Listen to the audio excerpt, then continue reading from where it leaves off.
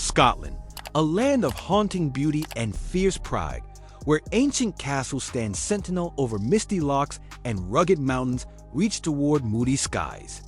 But behind this picturesque landscape lies a story of remarkable resilience, a nation forged through centuries of struggle, conquest, resistance, and reinvention.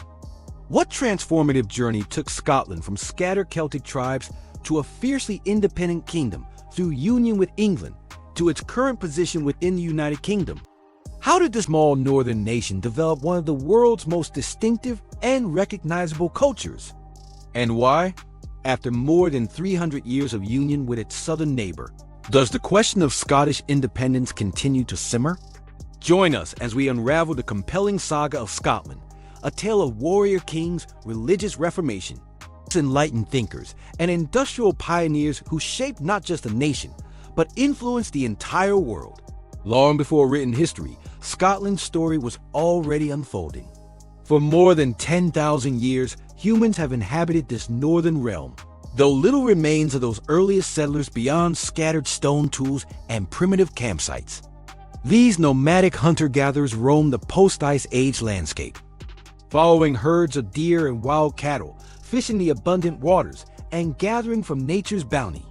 Around 6,000 years ago, a profound transformation swept across the land, the arrival of agriculture. With it came permanent settlements, the first crude shelters eventually giving way to more sophisticated dwellings as communities took root. The spiritual life of these early Scots expressed itself in the construction of massive stone monuments.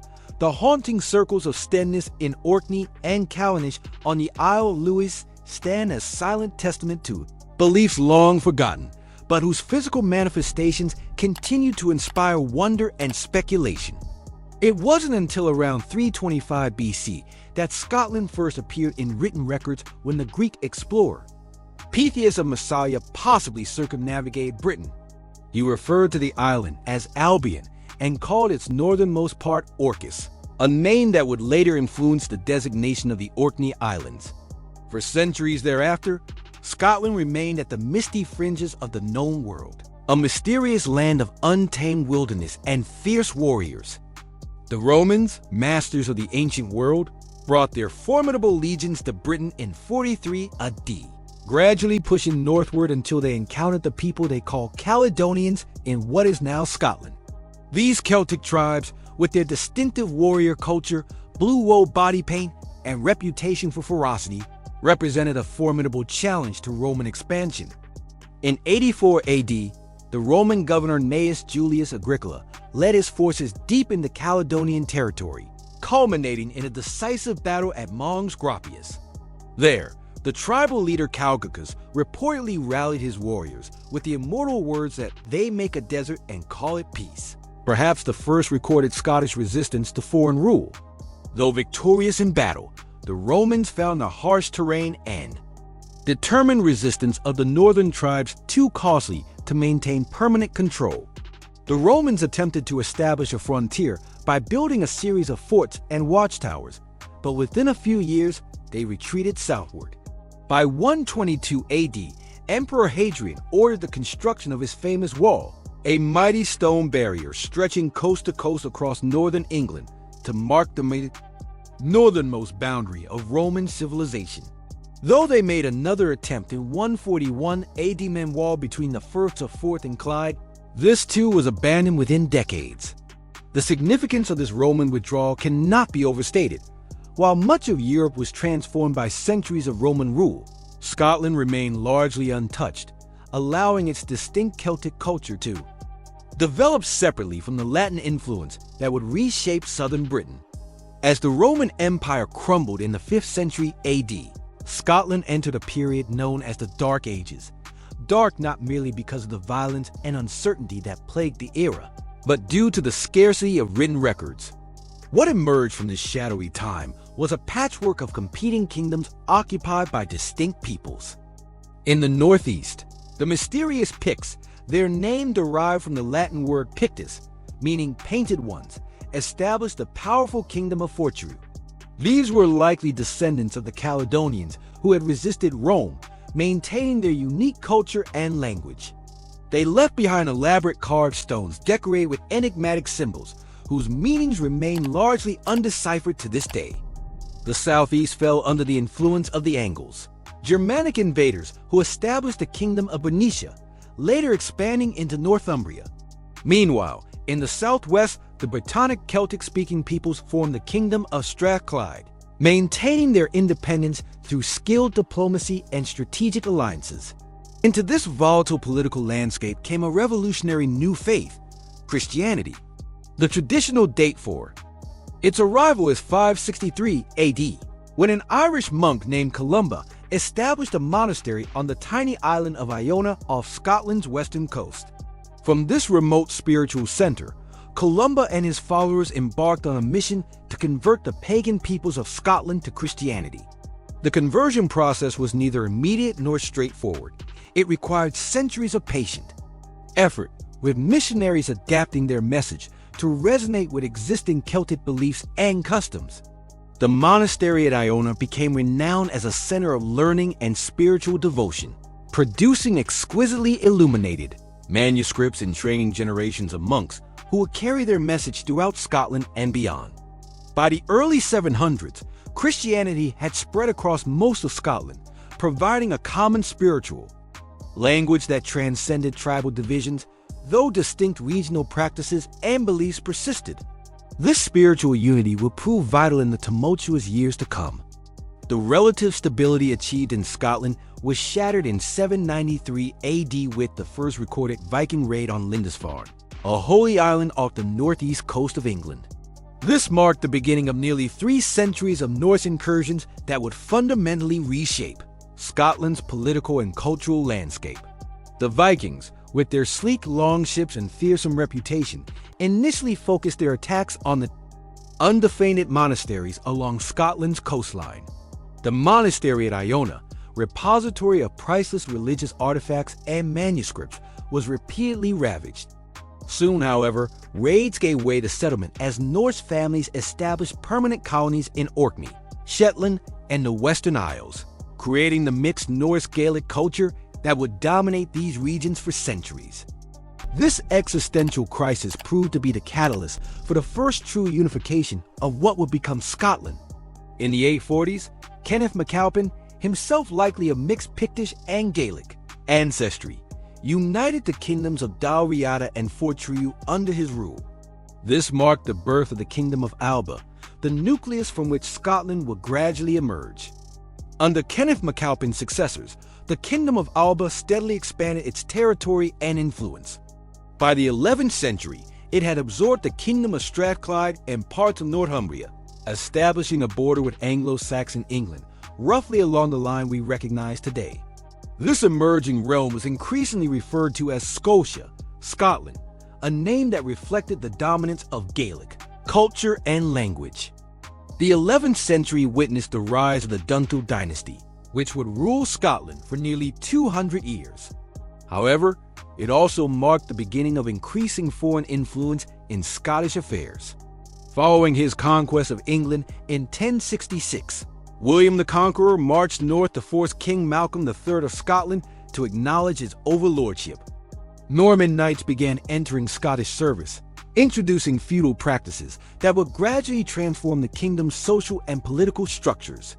Malcolm's marriage to the Anglo-Saxon Princess Margaret, later canonized as Saint Margaret, accelerated Scotland's integration into European civilization. A devout woman, Margaret introduced ecclesiastical reforms that aligned the Scottish Church more closely with Roman practices. While her court became a center of cultural refinement that helped civilize what continental observers had previously dismissed as a barbaric kingdom, Scotland's path toward full nationhood was violently interrupted in the late 13th century. The death of King Alexander III in 1286 without a male heir plunged the kingdom into a succession crisis, with multiple claimants to the throne. Edward I of England, asked to arbitrate the dispute, seized the opportunity to assert his feudal superiority over Scotland.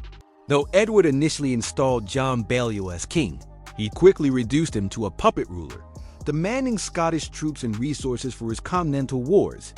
When Scotland instead formed an alliance with France, beginning what would become known as the Auld Alliance. Edward invaded in 1296, capturing key Scottish castles and removing the Stone of Scone, the sacred coronation stone of Scottish kings.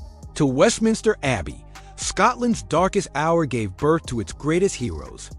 William Wallace, a minor nobleman, raised the standard of rebellion in 1297, winning a stunning victory at Stirling Bridge before suffering defeat at Falkirk the following year. Forced into hiding, Wallace was eventually captured, taken to London, and brutally executed in 1305, but not before his resistance had inspired a nation. The mantle of leadership passed to Robert the Bruce, who was crowned King of Scots in 1306. After years of guerrilla warfare against superior English forces, Bruce achieved the defining victory of Scottish nationhood at Bannockburn in 1314. Against all odds, his smaller force routed Edward II's army, securing Scotland's independence and establishing a legacy that resonates to this day. Though war would erupt again in the 1330s, Scotland's independence was confirmed in the 1357 Treaty of Berwick. From this crucible of conflict emerged a nation with a distinct identity, fiercely proud of its hard-won freedom, a sentiment captured in the 1320 Declaration of Arbroath, which proclaimed that, "For as long as but 100 of us remain alive, never will we on any conditions be brought under English rule." The year 1371 marked the beginning of the Stewart dynasty, a royal line that would dominate Scottish and later British history for more than 3 centuries. Under their rule, Scotland continued to develop as a distinct nation with its own institutions and culture. The 5th–10th century saw Scotland acquire its final territorial shape with the acquisition of the Orkney and Shetland Islands in 1468 as part of the dowry of Margaret of Denmark, who married King James III. Edinburgh formally became the capital in 1437, and many of Scotland's great educational institutions were founded, including the universities of St Andrews, Glasgow, and Aberdeen. Yet relations with England remained volatile. The 1513 Battle of Flodden Field saw King James IV and much of Scotland's nobility perish in a catastrophic defeat, while his son James V suffered a similar humiliation at Solway Moss in 1542. These military disasters occurred against the backdrop of the Protestant Reformation sweeping across Europe, which would transform Scotland's religious landscape and political alignments. Scotland's religious transformation began in earnest in the 1560s, following the return of the charismatic preacher John Knox from exile. Under his leadership, the Scottish Parliament formally broke with Rome, establishing a Protestant church governed by presbyteries rather than bishops, a distinctly Scottish adaptation of Reformed theology that would profoundly shape the nation's character. This religious revolution occurred during the troubled reign of Mary, Queen of Scots, who returned from France in 1561 to find her homeland dramatically changed. A Catholic monarch in an increasingly Protestant land, Mary's personal rule was marked by political intrigue, 2 disastrous marriages, and growing opposition from Reformed nobles. Forced to abdicate in 1567 in favor of her infant son James VI, Mary fled to England seeking protection from her cousin Elizabeth I, only to be imprisoned and eventually executed. The young King James VI grew to adulthood amid factional strife, but proved to be a skilled politician who gradually established control over his turbulent kingdom. His greatest political triumph came in 1603, when, upon the death of the childless Elizabeth I, he inherited the English throne, becoming James I of England while remaining James VI of Scotland, an arrangement known as the Union of the Crowns. Though Scotland and England now shared a monarch, they remained separate kingdoms with their own parliaments, legal systems, and established churches. This arrangement created tensions, especially under James's son Charles I, whose attempts to impose religious uniformity across his realms sparked rebellion in Scotland, triggering the Wars of the Three Kingdoms in the 1640s. Following the execution of Charles I in 1649, Scotland immediately proclaimed his son Charles II as king, leading to invasion by Oliver Cromwell's forces. The restoration of Charles II in 1660 brought a return to monarchy, but religious divisions persisted. when the Catholic James VII and II ascended the throne in 1685. Fears of a Catholic dynasty prompted the Glorious Revolution of 1688, which saw James flee to France and his Protestant daughter Mary and her husband William of Orange assume the throne. Not all Scots accepted this outcome. Many Highland clans remained loyal to James and his descendants, sparking the Jacobite risings that would periodically threaten the new order. Meanwhile, Scotland suffered economic challenges, culminating in the disastrous Darien scheme, an attempt to establish a Scottish colony in Panama that absorbed perhaps a fifth of the nation's available capital before collapsing in 1700. This economic disaster, combined with English political pressure, led to the 1707 Act of Union, which dissolved both the Scottish and English parliaments, creating a new kingdom of Great Britain with a single parliament in London. Though promising economic benefits, the Union was deeply unpopular in Scotland, where many viewed it as the end of national independence. Opposition to the Union fueled the Jacobite Rising of 1715, which sought to restore James VII's son to the throne. Though initially successful in parts of Scotland, the rebellion ultimately failed. A more serious challenge came in 1745, when Charles Edward Stewart, Bonnie Prince Charlie, landed in the Highlands and raised his standard at Glenfinnan. The 45 Rising initially saw remarkable successes, with Jacobite forces capturing Edinburgh and marching as far south as Derby before retreating to Scotland. However, the decisive Battle of Culloden in 1746 ended in catastrophic defeat for the Jacobites, marking not only the end of their cause, but also the beginning of a systematic dismantling of Highland culture. In the aftermath, the government banned Highland dress, the carrying of weapons, and even the playing of bagpipes, while clan chiefs were stripped of their traditional authority. These changes accelerated the transformation of the Highlands from a clan-based society to a commercial landscape dominated by sheep farming, leading to the infamous Highland clearances of the late 18th and early 19th centuries, when thousands of Highlanders were evicted from their ancestral lands. Despite these traumas, the 18th century witnessed Scotland's emergence as an intellectual powerhouse.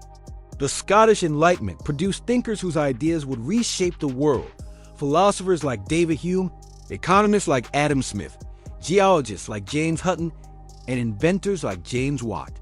This intellectual flourishing coincided with rapid industrialization. Glasgow became a center of textile manufacturing, while the discovery of rich coal and iron deposits in the Central Belt fueled the development of heavy industry. By the mid-19th century, the River Clyde had emerged as one of the world's great shipbuilding centers, producing vessels that would carry Scottish influence to the furthest corners of the globe. Not all Scots benefited from these transformations. Urban poverty, overcrowding, and disease plagued the rapidly growing cities, while Highland communities continued to decline.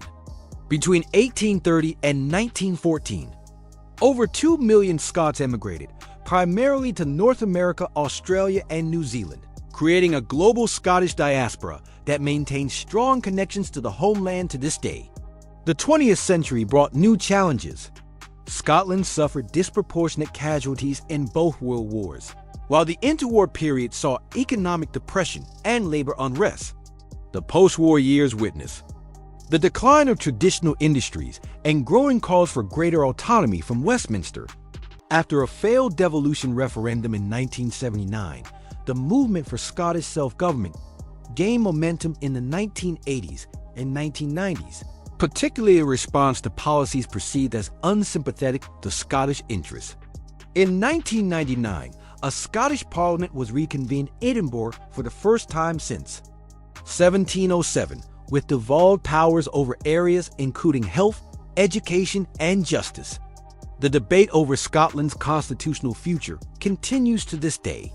A 2014 independence referendum saw 55% vote to remain in the United Kingdom, but the question has not been settled. Brexit, which Scotland opposed by a significant margin, has rekindled discussions about whether Scotland's interests are best served within the UK or as an independent nation within the European Union. Today's Scotland is a complex blend of tradition and innovation. While celebrating its rich heritage through music, literature, and cultural events like the Edinburgh Festival, it has also embraced new industries from financial services to renewable energy. The story of Scotland remains unfinished, a continuing saga of a small nation whose influence has far exceeded its size, and whose determined spirit continues to shape its destiny in the face of whatever challenges the future may bring. Thank you for watching. Don't forget to like, share, and subscribe to stay updated with more exciting content in the future.